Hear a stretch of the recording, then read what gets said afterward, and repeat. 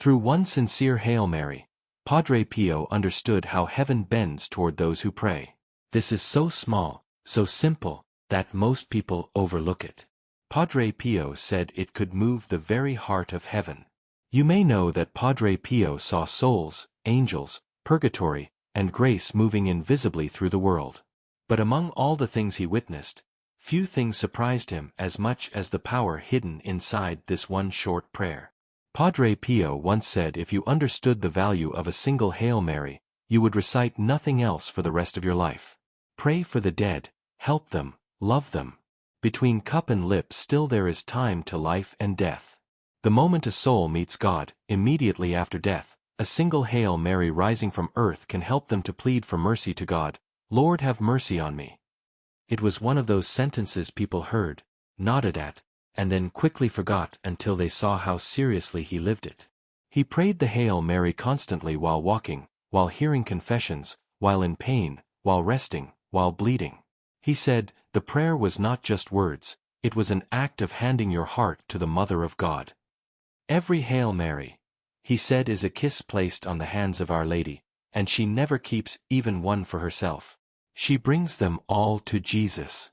One evening when Padre Pio was in the choir praying quietly before the Blessed Sacrament, according to one of the friars, his face suddenly changed. He grew pale, his eyes filled with tears, and he looked into an empty corner of the chapel as if someone were standing there. The friar approached him afterward and asked gently, "Father, what did you see?" Padre Pio answered, "A soul from purgatory." He paused, took a breath, and then said something the friar would never forget. "He came to thank me for a single Hail Mary offered long ago, which he had forgotten, but heaven had not." Padre Pio explained that earlier that day, while walking through the courtyard, he had whispered a distracted Hail Mary for someone who needed help. No name, no details, no intention, just a simple impulse of charity. That one prayer, simple and small, had become the very thing that pushed a suffering soul into the light of heaven. "He showed me the moment it touched him," Padre Pio said. "It was like a drop of cool water falling onto burning coals. He felt relief not from punishment, but from the sorrow of being far from God." That experience changed the way Padre Pio spoke about small prayers. He began telling his spiritual children that no prayer is ever lost, especially not one prayed with sincerity, even if it feels weak or distracted.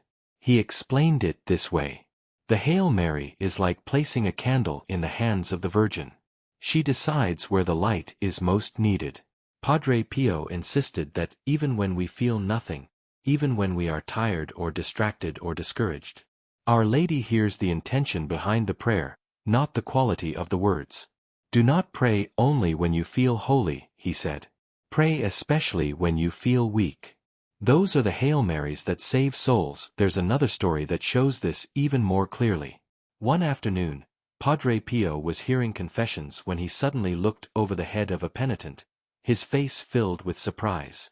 After a moment, he smiled gently, something he rarely did inside the confessional, and whispered, "Go in peace, your mother is in glory." The woman burst into tears. Her mother had died years earlier, and she had carried guilt for not praying more for her. After the confession, the friars asked Padre Pio what happened. He said, "I saw her mother's soul.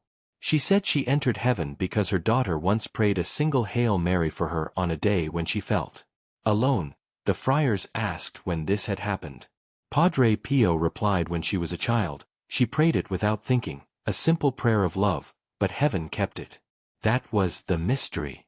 A forgotten prayer from childhood had become the ladder that lifted her mother into paradise. Padre Pio said that these things happen constantly. That many souls are saved by small acts of love people barely remember, he explained. Grace is not measured by size, but by love. A grain of wheat becomes bread. A drop of water becomes life. A single Hail Mary becomes salvation. He taught that the power of the Hail Mary comes from the name at its center, Jesus. The prayer is like a thread, he said. Mary holds one end, Jesus holds the other, and the soul clings to the middle. Even when prayed quickly, the prayer carries a hidden strength because it unites us with the humility of Mary, the woman who said yes on behalf of all humanity. Padre Pio said. Mary never forgets a soul who remembers her, even in a whisper. There's a famous testimony from a soldier who came to him after the war. He told Padre Pio that in the middle of a battlefield explosion, he instinctively shouted, "Hail Mary helped me." He survived, but many didn't. Padre Pio listened quietly and then said, "Do you know why you are still alive? Because your cry called your mother a Hail Mary, said in fear, is still a Hail Mary." The soldier asked if God listens to prayers born of panic. Padre Pio answered especially those panic is simply the heart breaking open. He believed that the simplest Hail Mary said in the darkest moment becomes the brightest flame in heaven because it comes from honest need, not pride. Padre Pio also said that Our Lady uses the Hail Mary to reach souls who otherwise could not be touched. Souls hardened by sin, souls dying without the sacraments, souls who pushed God away their entire lives. One Hail Mary, he said, can soften a heart at the last breath. He once told a story about a dying man who had lived in bitterness and refused confession. His family begged Padre Pio for help. He prayed a Hail Mary for the man and asked Our Lady to intervene. Minutes later, the man who had not prayed in 40 years, suddenly whispered, "Mother helped me." He asked for a priest, he reconciled, he died in peace. Padre Pio said afterward, "It was not my prayer, it was Mary's presence inside the Hail Mary." He insisted that the Hail Mary is not just a devotional phrase, it is a spiritual force. A soul cannot remain the same after a Hail Mary, he said. It either rises or it trembles. To him, the prayer had a double effect, it purified the one who prayed it, and it opened a path for someone else. Padre Pio even said that some souls received the grace of final repentance because of Hail Marys prayed decades earlier by parents, grandparents, or even strangers. Mary collects them, he said. She knows when to use them. He described Our Lady as the treasurer of forgotten prayers, keeping every Hail Mary like a jewel until the right moment. And when that moment comes, she uses it to save a soul who believed themselves lost. Padre Pio would repeat, "Do not underestimate the smallest prayer. In heaven, nothing is small." Padre Pio often said that the Hail Mary doesn't just change the person who prays, it changes the world around them. He believes that every time the prayer is spoken, something moves in the invisible realm. A soul receives comfort. An angel receives strength. A heart receives light. Mary is never still, he said. Whenever someone calls her, she runs. One of the most powerful testimonies of this happened during a quiet morning in San Giovanni Rotondo. A young friar entered the choir to find Padre Pio standing completely still, his rosary dangling from his hand. His eyes were open. But he wasn't looking at anything in the room, it was as if he was staring through the walls into another world. The friar approached him, worried.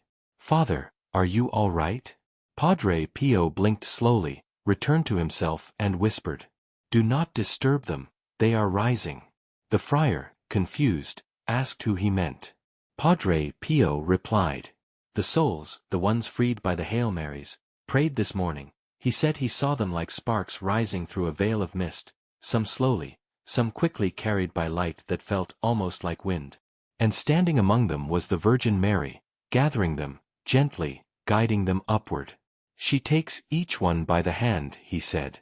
Not because they deserve it, but because someone remembered them. He explained that when people pray the Hail Mary for the souls who have no one to pray for them, heaven reacts immediately. Their suffering is shortened, he said. Their longing becomes hope. The prayer becomes a bridge under their feet. To Padre Pio, this wasn't poetic language. He saw it, he once told a spiritual daughter, when you pray for someone who has died, your words fall on them like dew in the desert. He described purgatory as a place of dryness, a burning hunger for the presence of God. A single Hail Mary, he said, is like giving them water that tastes of heaven. There was another moment that shook even the seasoned friars who lived with him. It was late at night and Padre Pio was praying his rosary in the hallway. Suddenly, he stopped and placed his hand over his heart. As if hit by a wave of emotion, tears filled his eyes. A friar ran to him. "Father, what is happening?" Padre Pio whispered. "A soul has just entered paradise. because of a Hail Mary prayed by a poor old woman who thought she had nothing to offer. Then, he added, heaven bends down lower for the humblest voices. He believed deeply that the poor, the lonely, the forgotten, those who pray with simple faith, often release more souls from purgatory than theologians or scholars. God listens to the heart, he said, and the heart speaks most clearly in the Hail Mary. Padre Pio also spoke about the mysterious timing of the prayer, not in the earthly sense of minutes or hours, but in the divine sense of providence. He insisted that every Hail Mary becomes available to God for the moment it is most needed.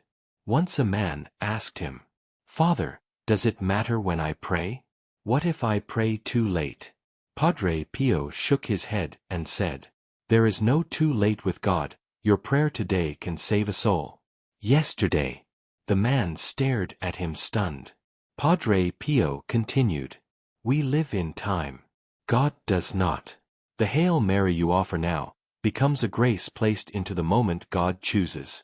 To him, the Hail Mary was a kind of spiritual currency, something Mary could spend wherever it was most needed. No prayer was ever wasted. No prayer was ever small. No prayer ever failed. He said the Rosary was like a rope thrown into the hearts of those sinking, and that every Hail Mary was one more knot, making the rope longer, stronger, easier to grasp. Many souls, he said, are saved because someone refused to stop praying. Padre Pio often spoke of the mysterious exchange of graces that happens after we die. He said that souls who reach heaven because of our Hail Marys become protectors of our families. They intercede day and night, he said. Their gratitude is like a river. Once a woman grieving her child came to him and asked, "Father, if my child is in heaven, will he help me?" Padre Pio answered, "He already has. He is praying for your family because you prayed for him. Heaven remembers." He believed this mutual exchange between earth and heaven was one of God's greatest gifts. We are never alone, he said. Every Hail Mary ties us to someone waiting for us in eternity. One of the most unforgettable stories came from a doctor who was present the night Padre Pio collapsed from exhaustion. They carried him to his cell, and even as he drifted in and out of consciousness, his fingers kept moving over his rosary beads. The doctor asked him gently, "Father, why push yourself? You need rest." Padre Pio answered without opening his eyes, "If I stop, a soul may wait longer for light, and if one Hail Mary can shorten that waiting, how can I rest then?" He whispered, "Our Lady never sleeps." This phrase became famous among the friars. Padre Pio believed Mary was constantly active, constantly searching, constantly visiting souls with the prayers entrusted to her. "She walks through purgatory like a mother walking through a hospital," he said, touching the wounds of her children. He even described seeing her bending over certain souls, almost the way a mother bends over a child in bed, and every time she was holding something, the rosaries and Hail Marys offered by the living, she carries them like bread, Padre Pio said, and she feeds the souls with them. He insisted that Mary's greatest joy is bringing souls to her Son, especially souls who believed they were unworthy. She takes the prayers we give her, he said, and makes them beautiful. Toward the end of his life, when his hands shook too much to hold the rosary tightly, the friars would take turns helping him guide the beads. But even then, even as his voice weakened, he whispered every Hail Mary with the same devotion he had as a young man. A friar once asked him, "Father, what is the Hail Mary to you, Padre Pio?" Thought for a moment and said it is the key to mercy. It opens doors no one else can open. He believed that when a person dies, the Hail Marys they prayed throughout their life become like lanterns, lighting their path, guiding them through fear, comforting them in judgment, embracing them in hope and for the souls still waiting for heaven. He said the Hail Mary is like sunrise. He described purgatory as a place where time feels like longing and heaven as a place where longing becomes fulfillment. And between the two, he said, stands Mary, carrying all the forgotten prayers of the faithful. Padre Pio's last teaching about the Hail Mary was one of his simplest. He repeated it often, almost like a farewell message. Pray for the dead, help them, love them. When a soul meets God, a single Hail Mary can help them. There was no drama in his voice when he said it. No theatrics, no exaggeration, just certainty. Born not from books, but from what he had seen with his own eyes. For Padre Pio, the power of one Hail Mary wasn't a theory. It was a truth. He lived, witnessed and trusted more than anything. And in the silence of his final days, when he could barely speak, the friars heard him whispering the same words again and again. Hail Mary! Hail Mary! Hail Mary! It was the last prayer he ever said. The prayer he believed could save anyone. The prayer he believed could change eternity.